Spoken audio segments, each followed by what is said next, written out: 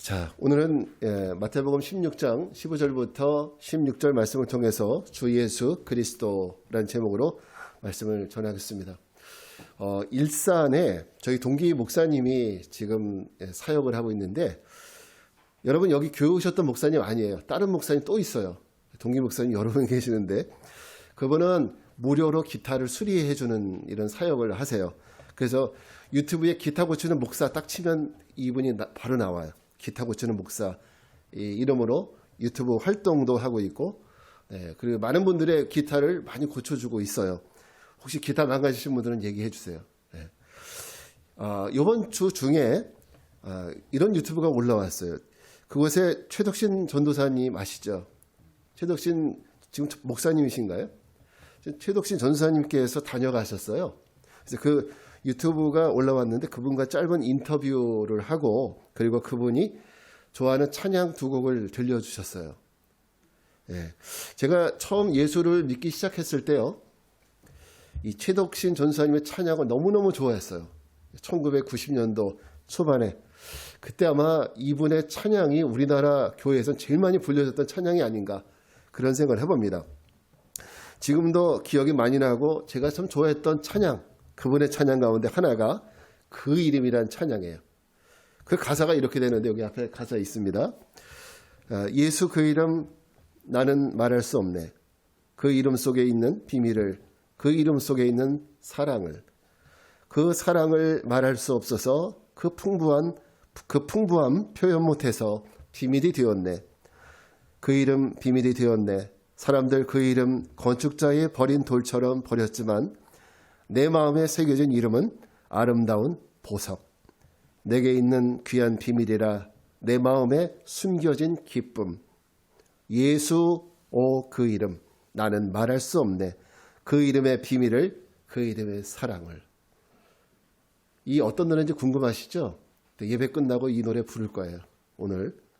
자, 이 찬양은 예수님이라는 그 이름이, 예수 그 이름이 우리에게 얼마나 보석 같은 이름인지, 우리가 그것을 알 수 있습니다. 제 마음속에도 예수님의 이름이 보석같이 느껴졌던 바로 그 순간이 이 찬양을 부를 때였습니다. 그런데 예수님에 대한 또 다른 호칭이 있는 거 아세요? 예수님이라는 이름도 있지만 예수를 의미하는 또 다른 호칭들이 있어요. 그것이 뭐냐면 그리스도이죠. 우리가 지난주까지는 성부 예수님에 대해서 배웠죠. 창조주 하나님 아버지. 이제 오늘은 사도신경 가운데 예수 그리스도에 대해서 함께 나눕니다. 자, 오늘 우리가 고백해야 될 사도신경 같이 한번 읽겠습니다. 시작. 나는 그의 유일하신 아들 우리 주 예수 그리스도를 믿습니다. 오늘 우리가 배울 게 예수님에 대해서 배우는 거예요. 성자 예수님. 그래서 예수님에 대한 신학적인 이론들을 우리는 기독론이라고 얘기해요. 예수님, 우리가 지난주에 말씀드렸죠. 예수를 한자로 표기하면 기독이라고. 그래서 예수님에 대한 우리가 공부, 그래서 기독론 이렇게 얘기를 하는데요. 영어를 좋아하시는 분들은 영어를 한번 보세요. 여기 다 읽어보시면 좋을 것 같고요. 자, 예수님에 대한 고백 중에서 우리는 오늘 유일한 아들, 그리고 또 그분이 주 되심, 그리고 그리스도이신 예수님에 대해서 같이 생각을 해보려고 합니다. 첫째는 우리가 예수라는 이름의 의미가 뭘까? 예수라는 이름의 의미. 여기서 예수라는 말은요, 헬라 표기입니다. 그리스도. 예수란 말이 헬라 표기예요. 성경에는 또 예수님과 같은 의미를 가지고 있는 이름들이 등장해요. 여러분 성경 읽다 보면 여호수아 들어보셨죠? 여호수아, 그 다음에 예수아, 그 다음에 호세아, 이런 이름들이 있어요. 이런 이름들이 어원이 똑같은 겁니다. 예수님과 똑같아요. 그래서 그 의미가 뭐냐면, 그 뜻이 뭐냐면 자기 백성을 그 죄에서 건질 자, 이런 의미예요. 자기 백성을 그들의 죄에서 건지실 분. 한번 우리 마태복음 1장 21절 같이 한번 읽겠습니다. 시작. 아들을 낳으리니 그 이름을 예수라 하라. 이는 그가 자기 백성을 그들의 죄에서 구원할 자이심이라. 이 말이 바로 예수님이라는 이름에 담겨진 뜻이에요. 그러니까 예수라는 이름 속에는 이미 어떤 의미가 있어요? 이분은 어떤 분이다? 구원자다라는 의미가 있는 거예요. 예수라는 이름 속에 이미 이분은 구원자다, 이런 의미가 있어요. 자, 그러면 예수님이 구원하시려고 하는 대상이 누구냐? 누굴 구원하시느냐? 여기 말씀 보니까 자기 백성들이라고 얘기하고 있죠. 자기 백성들을 그들 죄에서 건질 자. 자, 그럼 여기서 말하는 자기 백성은 누굴까? 예수님이 진짜 구원하시려고 하는 대상. 그 자기 백성은 누굴까? 자, 이스라엘 백성들 이렇게 볼 수 있죠. 즉 육신적으로 아브라함의 후손들을 지칭하고 있는 이스라엘 백성들 이렇게 지칭하는 거냐고 말할 수 있지만은 그러나 그렇지 않다는 거죠. 육신적인 이스라엘이 아니라 어떤 이스라엘? 영적인 이스라엘을 얘기하는 거예요. 영적인 이스라엘. 다시 말해서 유대인이든지 이방인이든지, 자 미국 사람이든지, 자 아프리카 사람이든지, 한국 사람이든지, 일본 사람이든지, 심지어 북한 사람이든지 상관없습니다. 얼굴색이 하얗든 노랗든 까맣든 상관이 없어요. 차별이 없이 예수를 믿는 사람들. 이 사람들이 바로 영적인 이스라엘이고 하나님께서 구원하시고 작정한 사람들이라는 거죠. 여기서 장로교회 교리와 약간의 차이가 있는 것이 있습니다.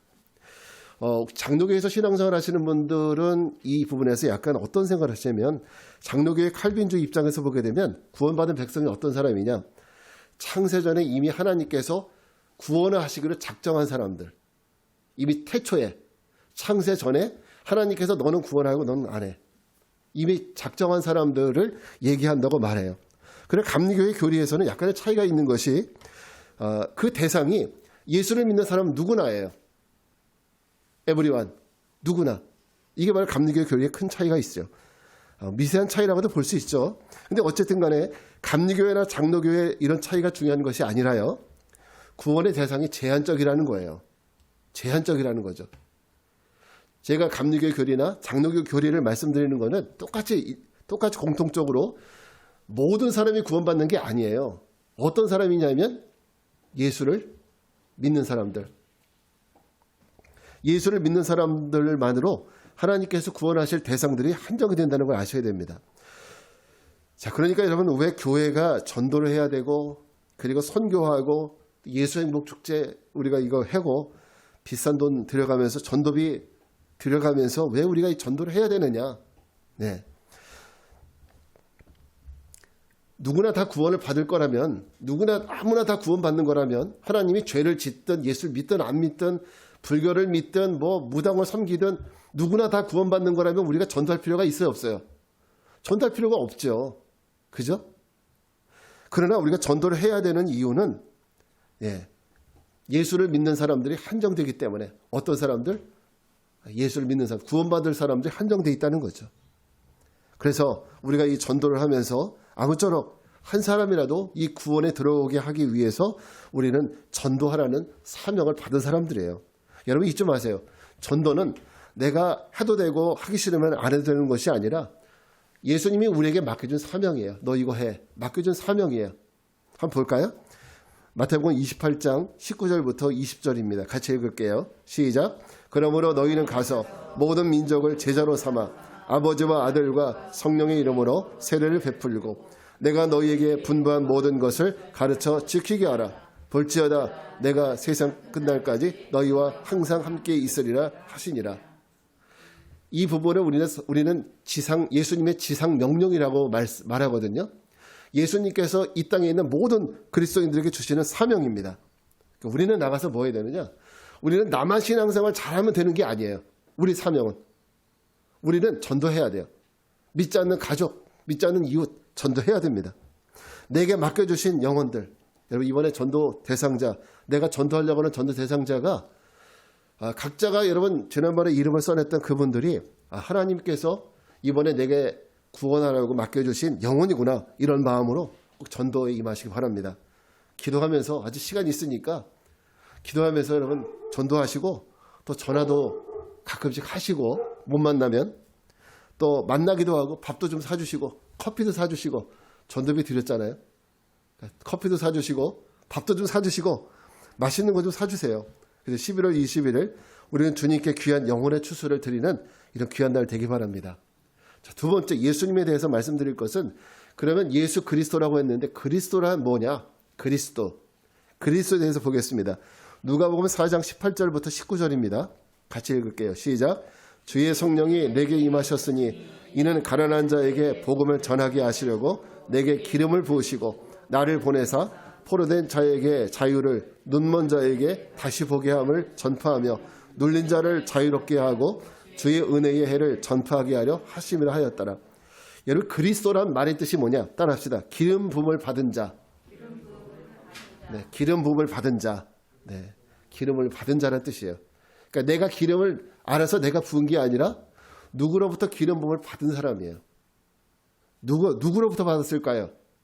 하나님으로부터 기름 부음을 받은 자라는 뜻이에요. 여러분, 성경에서 하나님께 기름 부음을 받고 세워지는 사람들이 세 부류가 있어요. 이 정도 상식은 다 아시죠? 자, 첫째 누구? 왕. 그 다음에 선지자. 또 제발 좀 말씀해 주세요. 제사장. 제발 제사장. 네. 다시 한번 왕. 그 다음에 또 누구? 선지자. 또 제사장. 이 세 부류는 반드시 그냥 학원에서 등록해가지고 시험 봐가지고 따는 게 아니거든요. 이거는 학원 다녀서 못 따는 거예요. 이거는 반드시 기름 부음을 받아야 돼. 이 사람들은. 그래야지 세워질 수 있어요. 자, 그러니까 예수님이 그리스도라는 말 속에는 예수님이 뭐예요? 왕과 선지자와 제사장의 자격을 다 갖춘 분이라는 뜻이에요. 그리스도란 말은. 동시에 예수님은 자, 이 성령의 기름 부으심을 받음을 통해서 하나님으로부터 공식적인 인정을 받으신 분이라는 거예요. 공식적인 인정을 받은 분. 예수님이 나 그리스도야. 나 그리스도 알지? 나 그리스도야. 아무리 얘기해봤자 누가 알아줘요? 그러나 보세요. 이 그리스도라는 말 속에는 하나님이 기름 부음을 주신 사람이에요. 하나님이 기름 부음을 받은 분이에요. 그렇기 때문에 하나님의 공식적인 인정을 받으신 분이라는 거예요. 뭐로서? 왕으로서, 제사장으로서, 선지자로서 공식적인 인정을 받았다는 거예요. 그 뜻이 뭐냐? 기름 부음을 받았다는 거예요. 그래서 그리스도라는 말은 예수님이 왕과 선지자와 제사장으로서 공식적으로 인정받은 분이라는 의미다. 이렇게 아시면 됩니다. 자, 하나님과 사람 사이에 중보자가 필요하죠. 그죠? 그래서 백성들의 죄를 가지고 성소에 들어가서 속죄하는 일, 이거 누가 하는 일이에요? 제사장이 하는 일이에요. 그래서 예수님이 뭐예요? 대제사장이 되신다는 거예요. 예수님이. 그 다음에 예수님은 이 땅에 오셔서 뭘 선포하셨어요? 뭘 선포하셨죠? 이 땅에 오셔서? 복음을 선포하셨잖아요. 복음. 그죠? 복음을 선포하셨는데 복음은 세상을 향한 하나님의 구원의 뭐다? 메시지잖아요. 그죠? 세상을 향한 하나님의 구원의 메시지. 따라합시다. 복음은 세상을 향한 하나님의 구원의 메시지입니다. 네, 복음이 이게 진정한 의미예요. 그래서 이렇게 하나님의 메시지를 선포했던, 여러분 과거 구약시대에 하나님의 메시지를 선포했던 사람들 뭐라고 불러요? 네? 선지자 아니에요. 선지자. 그죠? 선지자들. 그래서 예수님이 뭐가 돼요? 선지자가 되신다는 거죠. 하나님의 명령을 받아서 하나님의 말씀을 전하는 그 선지자. 예수님이에요. 또 예수님은 유대인의 왕으로 오셨을 뿐만 아니라 누구의 왕이에요? 따라합시다. 만유의 왕. 만유의 왕으로 오셨다는 거예요. 예, 그렇기 때문에 예수님은 유대인뿐만 아니라 모든 민족의 왕이 되시는 분이에요. 그래서 예수님이 왕과 선지자와 제사장으로서의 공식적인 인정을 받았다는 의미가 뭘까요? 바로 예수님이 누구시다? 예수 그리스도라는 의미 속에 담겨져 있는 뜻입니다. 이해가 되세요? 이 말. 그러니까 예수님이 이런 사명을 감당하는 것이, 만약에 예수님이 갑자기 본인이 옛날에 초대교회 때 이단들이 얘기하는 것처럼 예수님은 뭔가 좀 하나님은 아니고 예수님은 그냥 뭔가 특별하신 분이다. 사람인데 하나님에 대한 열심이 좀 특별하신 분이다. 뭐 이렇게 생각하시는 분들도 있었어요. 근데 그렇게 생각하는 것처럼 예수님이 어떤 본인의 영웅심리나 갑자기 정의감에 불타서 이런 일을 하신 것이 아니라 하나님이 예수님의 머리에 기름을 부으셔서 이런 사명을 감당하도록 공식적인 자격을 부여하셨다. 그게 바로 예수 그리스도라는 말에 들어있는 의미라는 거예요. 그리스도라는 의미 속에. 그래서 예수님은 반드시 무엇이 되어야 된다? 예수님이 바로 반드시 예수님은 그리스도셔야 돼요. 그렇지 않으면 예수님이 그리스도가 아니라면은 이 구속사역 할 수 없어요. 왜? 그 누가 시켰는데? 할 수 없잖아요. 만약 여러분 여기서 강단에서 지나가는 어떤 사람이 들어서 내가 설교할게. 그러면 여러분 들을 거예요? 아멘 하실 겁니까? 그거 안 하시잖아요. 그죠? 왜냐하면 공식적으로 목회자로다 목사로서 인정받은 사람이 해야 되잖아요. 마찬가지죠. 예수님이 만약에 개인적인 어떤 영웅 심리를 했다면 이거는 말이 안 되는 거예요. 그래서 예수님이 반드시 그리스도가 되셔야 되는 이유가 여기 있는 거예요. 그래야 예수님이 하신 일들이 이것이 인정이 될 수 있는 거예요. 여러분 만약에 운전면허증이 없는 사람이 차를 운전하면 어떻게 될까요? 아무리 운전을 잘해도 카 레이서라고 해도 그 사람은 운전할 수 있는 자격이 없기 때문이죠. 만약에 예수님이 그리스도가 아니라면 복음 전할 자격이 없어요. 왕이 될 자격이 없으신 거죠. 선지자로서 자격이 없는 거예요. 그래서 예수님 반드시 뭐가 되셔야 된다? 예수님은 반드시 뭐가 되셔야 돼요? 그리스도. 이해되십니까? 예수님 반드시 그리스도셔야 되는 이유가 여기 있는 거예요. 여러분 너무 우리가 습관처럼 예수 그리스도 이렇게만 말할 것이 아니라 예수 그리스도를 왜 붙여야 되는 거지? 예수님이 왜 그리스도셔야 되는 거지? 여기에 대해서 분명히 이해를 하셨으면 좋겠습니다. 아멘이신가요? 네, 제가 잘 안 하는 말을 썼어요. 아멘이신가요? 이건 제가 안 쓰는 말인데 오늘 갑자기 써보고 싶어서. 그 다음에 세 번째, 예수님은 누구시냐? 따라합시다. 예수님은 독생자 외아들이다. 예. 요한일서 4장 9절 말씀을 같이 읽겠습니다. 시작. 하나님의 사랑이 우리에게 이렇게 나타난 바 되었으니 하나님이 자기의 독생자를 세상에 보내심은 그로 말미암아 우리를 살리려 하심이라. 아멘. 사실 독생자란 말 우리나라 사람들은 잘 안 써요. 그죠? 독자란 말은 써도 외아들 이런 건 많이 써도 독생자란 말은 잘 안 쓰죠. 성경에만 나타나 있는 고유한 단어입니다. 근데 이 독생자라는 말이요. 이 신약 성경에 딱 4번 나와요. 4번 나옵니다. 요한일서 지금 읽었던 4장 9절뿐만 아니라 요한복음에 3번이 나오고 요한일서에 딱 1번 나와요. 그러니까 이 말은 독생자란 단어를 쓴 사람이 누구란 얘기예요? 요한이란 사도. 저자가 똑같거든요. 그러니까 요한이란 사도는 우리가 마태마가 누가복음하고 요한복음을 따로 떼어서 보잖아요. 마태마가 누가는 공간복음이라고 보고 요한복음은 예수님의 어떤 영적 복음서라고 보는데, 그래서 요한 사도는 예수님에 대해서 특별한 눈으로 시각으로 보고 있다는 거죠. 그래서 예수님을 독생자라고 보고 있는 거예요. 자, 그래서 이 독생자가 뭐냐면 독생자를 영어 NIV 성경에서 뭐라고 얘기했냐면 His one and only son. 다시 말해서 그분은 한 분이시고 유일한 아들이다. 뭐 똑같은 얘기인데 좀 두 번에 나눠서 표현한 거예요. 독생자, 그분의 한 분이시며 유일한 아들이다. 이것이 바로 독생자에 대한 의미입니다. 자, 우리는 왜 예수님을 그럼 외아들 독생자라고 표현하느냐? 여기에 대해서 여러분이 기분 나빠하실 수도 있어요. 왜 그러냐면 목사님 지난주에 분명히 우리도 하나님의 양자라면서요. 우리 하나님 아들이라면서요. 근데 어떻게 독생자가 됩니까? 우리 예수님과 형제인데.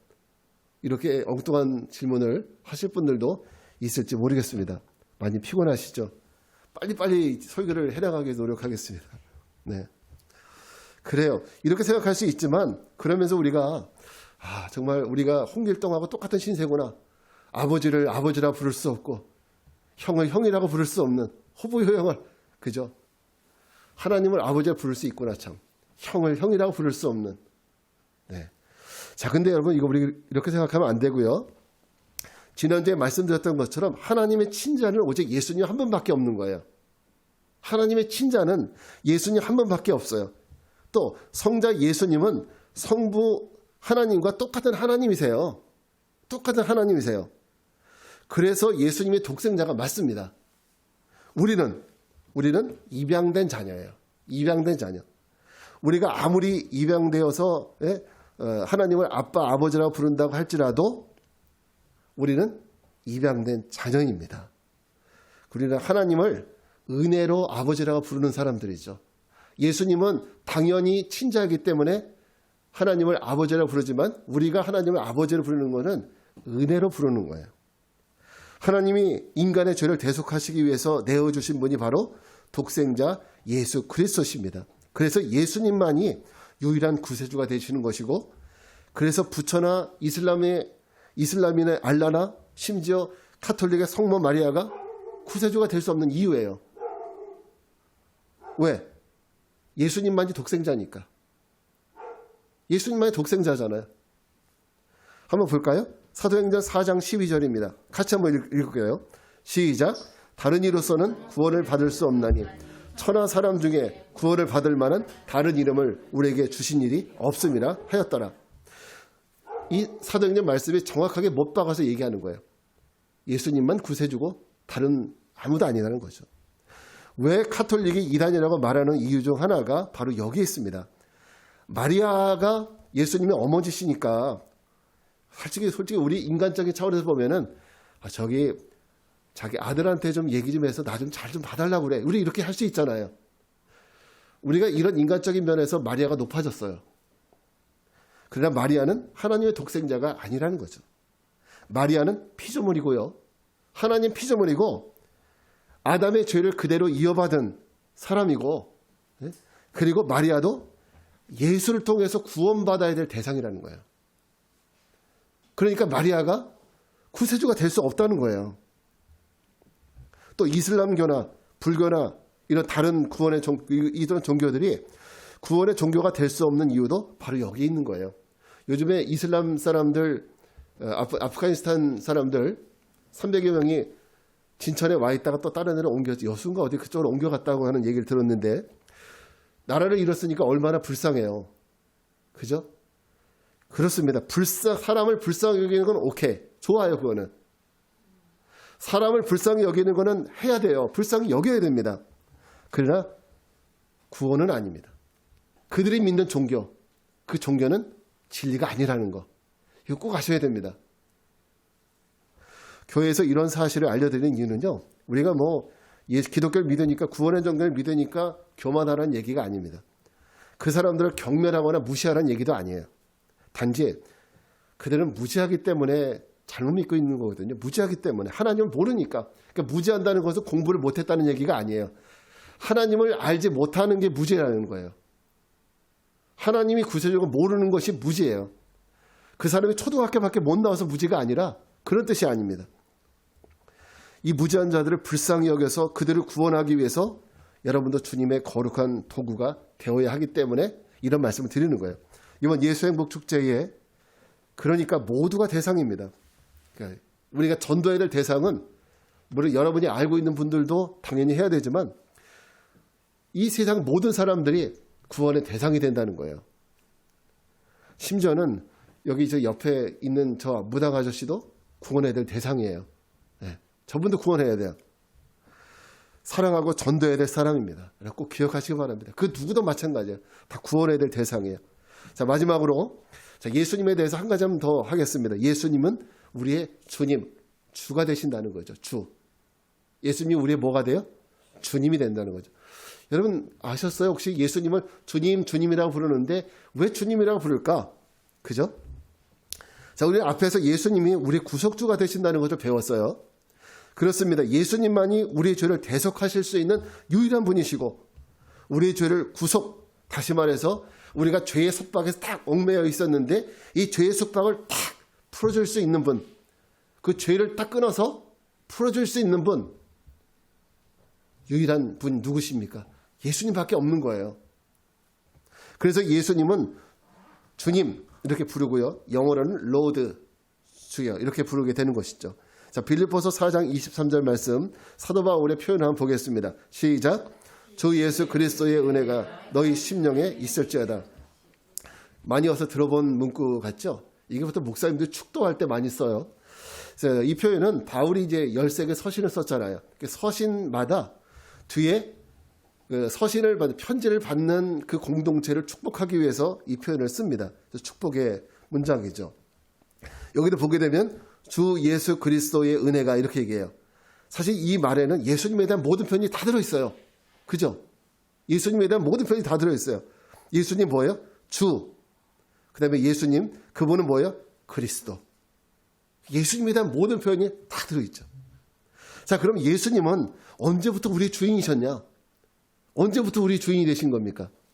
어떤 분들은 예수님이 십자가에서 못 박혀 돌아가실 때 우리 죄가 속해질 때 그때부터 우리 주님이 되셨다. 이렇게 생각하시는 분이 계셔요. 자, 그렇지만 그렇지 않습니다. 그 말은 만약에 우리가 그렇게 된다면 예수님의 삼위성을 부인하는 거예요. 예수님 성부, 성자, 성령이 창조 때나 대속 때나 이 모든 때 항상 같이 계셨다는 이 삼위일체를 부인하는 거기 때문에 그렇게 생각하시면 안 됩니다. 예수님은 원래부터 성부와 하나셨어요. 그렇기 때문에 성부 하나님은 창조 시에도 하나님과 함께 계셨습니다. 자, 우리 요한복음 1장 1절부터 2절 말씀 같이 읽겠습니다. 요한복음 1장 1절부터 2절 시작. 태초에 말씀이 계시니라. 이 말씀이 하나님과 함께 계셨으니 이 말씀은 곧 하나님이시라. 그가 태초에 하나님과 함께 계셨고. 금방 얘기하잖아요.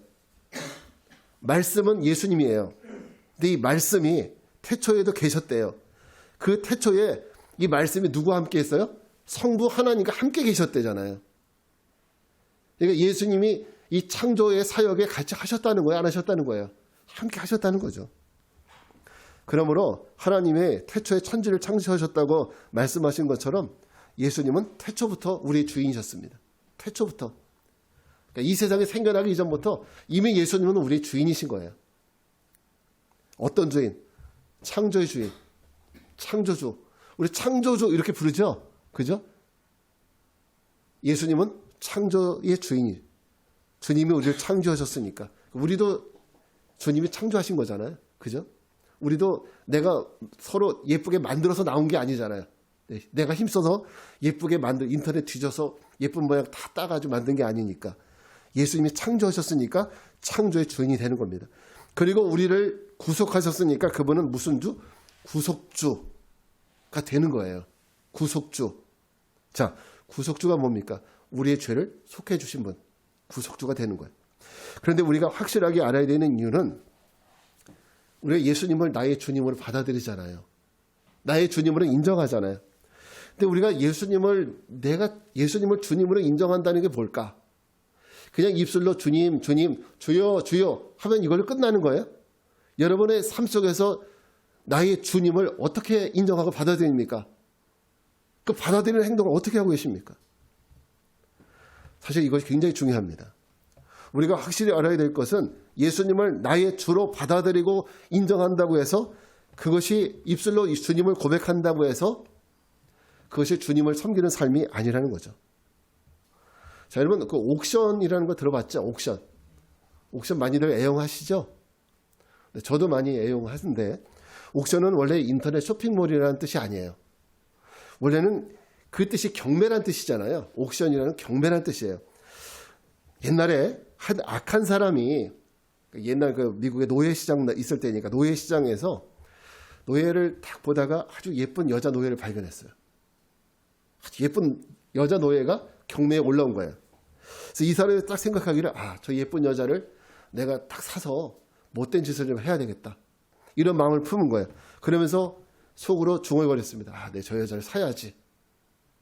근데 그 옆을 지나가던 한 의로운 사람이 그 악인이 하는 말을 딱 들었습니다. 그리고 여자 노예를 불쌍히 여기는 마음이 들어서 이 의인이 자기의 전 재산을 다 털어서 무조건 이 사람이 부르는 값을 더블로 주겠다. 무조건 내가 사겠다. 하고 그 여자를 노예를 샀습니다. 그리고 여자 노예에게 노예 증명서를 딱 보여주는 겁니다. 자, 노예 증명서 보여주면서 그 자리에서 딱 찢어버리는 거예요. 찢어버리면서 당신은 이제 자유인입니다. 이렇게 말했습니다. 그런데 그 여자 노예가 저 주인이 나를 지금 기만하고 있구나 이렇게 생각을 하면서 감사하다는 말 한마디 안 해요. 이렇게 자기 노예 증명서를 다 없애주셨는데도 감사의 말도 안 하고 오히려 침을 뱉고 가증스럽다고 소리치는 겁니다. 주인이 아무리 거짓이 아니라 진짜라고 말해도 그녀는 믿지 않았습니다. 근데 시간이 흐르면서 그녀는 차츰차츰 이 주인이 말이 사실이라는 것을 깨닫게 돼요. 그 주인의 말이 진실이었구나. 진짜였구나. 이것을 깨닫게 됩니다. 여자 노예는 그제서야 주인의 마음을 알게 됩니다. 나를 위해서 이분이 어떤 희생을 했는지, 이분이 어떤 마음으로 나를 샀는지 알게 됩니다. 그리고 눈물을 흘리면서 자신의 무지함을 주인 앞에 고백해요. 내가 잘못했구나. 그리고 감사한 마음을 담아서 성경의 향유를 예수님의 발에 부은 그 여인처럼 그 남자의 발에 키스를 하는 거예요. 그 주인의 발에 키스를 하고 이렇게 고백해요. 나는 당신의 종입니다. 나는 자유인이 되기보다는 차라리 당신에게 매여서 당신의 종으로 평생 살겠습니다. 이 고백을 하는 겁니다.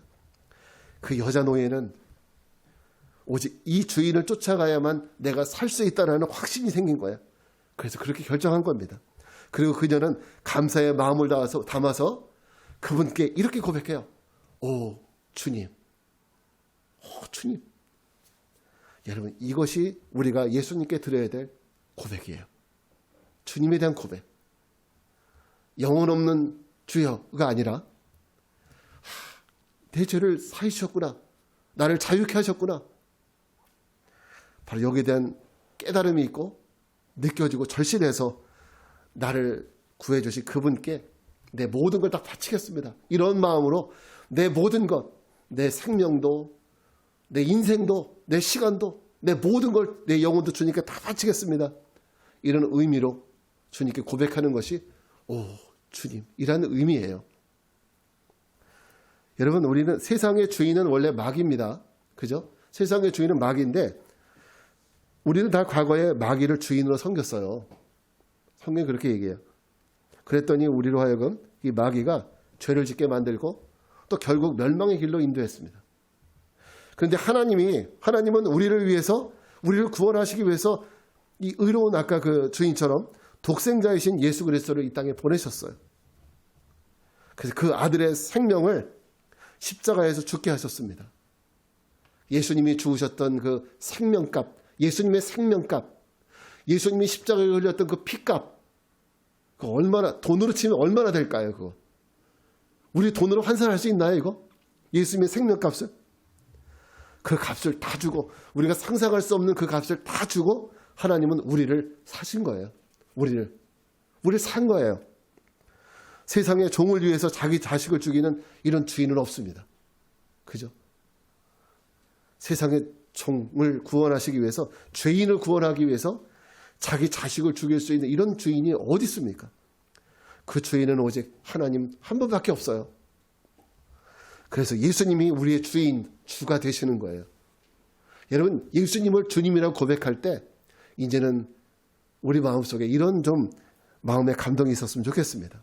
여자 노예가 주인의 뜻을 알고 받아들이고 자신에게 모든 것을 시켜주십시오 이렇게 요청하듯이 이제 뭐든지 다 시켜주십시오. 다 하겠습니다. 오늘 우리가 예수님을 주님으로 모시고 사는 방법은 먼저는 우리가 주님께 우리의 주인이 되어주십시오. 겸손하게 요청하는 거예요. 주님이 너 지금부터 내가 네 주인 할 거야 이런 게 아니라 우리가 주님께 주님 내 마음을 오늘 엽니다. 오늘부터 나의 주인이 되어주십시오. 정중하게 요청하는 거예요. 정중하게 요청하는 거예요. 두 번째는 하나님 우리를 구속해달라고 요청하는 거죠. 그리고 이제는 당신이 원하는 대로 내가 무조건 순종하며 살겠습니다. 이렇게 순종하며 사는 것이 주 대신 예수님에 대한 올바른 고백이라는 거. 입술로만 고백이 아니라 바로 이것이 바로 주님에 대한 올바른 고백이라는 것. 이것을 믿으시기 바랍니다. 자, 오늘 우리는 독생자 주 예수 그리스도에 대해서 함께 배웠습니다.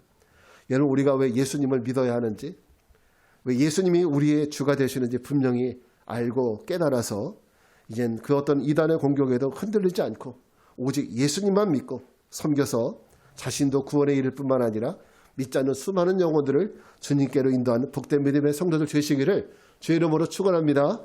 아멘. 자리에서 일어나셔서 우리 같이 찬양하고 기도하겠습니다. 그 이름.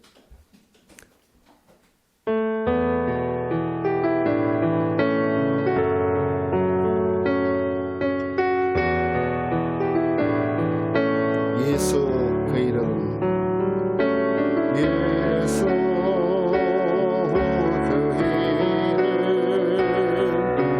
나는 말할 수 없네. 그 이름 속에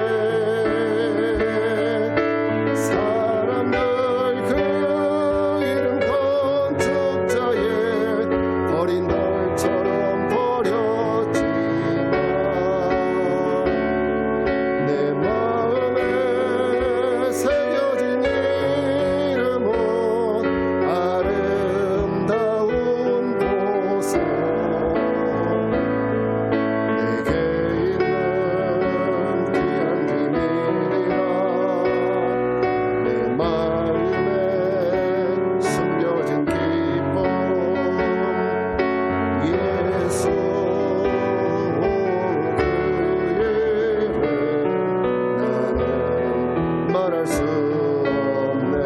그 이름의 비밀을, 그 이름의 비밀을, 그 이름의 사랑, 그 이름의 비밀을,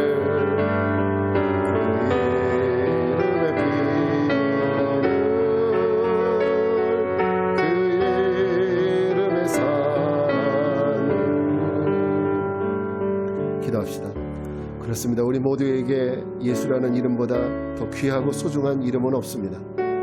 세상 사람들에게는 예수라는 이름이 크리스마스에만 한번 딱 기억되는 이름일지는 몰라도 우리들에게 예수님은 매일, 아니 매 순간 우리 마음속에 귀하고 소중한 보석 같은 이름입니다. 그 이름 속에 주님의 사랑이 있고 그 이름 속에 주님의 구원이 있습니다. 이 시간 함께 우리 기도하기 원합니다. 주님, 우리를 구원하신 예수 그리스도의 그 이름이 우리 심령 가운데 천하의 그 어떤 보석보다도 귀한 이름인 것처럼 세상 모든 사람들에게도 귀한 이름이 되게 하옵소서. 주님의 이름 한번 부르고 기도하겠습니다. 주여, 주신 아버지 하나님 감사합니다. 예수 그리스도 그 이름, 그 값지고 보석 같은 그 이름을 우리에게 주시니 감사합니다. 그 이름에 구원이 있고 그 이름에 사랑이 있습니다. 그 이름에 우리의 아버지는 이제 미래를 향한 구원의 축복이 있는 줄 믿습니다. 주님, 오늘 우리에게 예수님의 그 이름을 더욱더 값지고 귀하게 여기시는 마음을 받아주시옵소서. 내게 보석 같은 그 이름을 아버지 세상을 믿지 않는 자들에게도 증거하고 전하여서 저들도 구원의 귀한 백성들을 될 수 있도록 주의 인도하여 주시옵소서. 우리의 모든 삶을 하나님 인도해 주시옵소서. 예수님을 하나님이 이제 경외하게 하는 것이요, 예수님을 진짜 제대로 알고 진짜 제대로 믿을 수 있는 우리 믿음의 삶으로 축복하여 주시옵소서. 거룩하신 주님, 주님의 그 귀한 이름을 찬양합니다. 세상 사람들에게는 그저 흔한 이름이라고 할지라도 우리에겐 그 이름이 구원이요 그 이름이 생명임을 고백합니다. 주님, 우리에게 그 이름이 이토록 보석 같은 이름이듯이 세상 모든 사람들, 특히 이번 예수 행복 축제를 통해서 우리가 전도하려고 하는 그 사람들에게도 그 이름이 보석 같은 이름이 되게 하옵소서. 또한 아직 하나님을 알지 못하는 이 땅의 수많은 영혼들, 그리고 우상을 섬기고 다른 종교를 가지고 있는 그 모든 사람들에게도 예수라는 그 이름이 그들 마음속에 보석이 되게 하옵소서. 지금은 성부, 성자, 성령 삼위일체 하나님의 은혜와 평강이 예수 그 이름, 그 보석 같은 이름을 더욱 사모하며 전하기를 결단하고 세상을 향해 나가는 성도들 위해 지금으로부터 영원까지 함께 하옵시기를 간절히 축원하옵나이다. 아멘.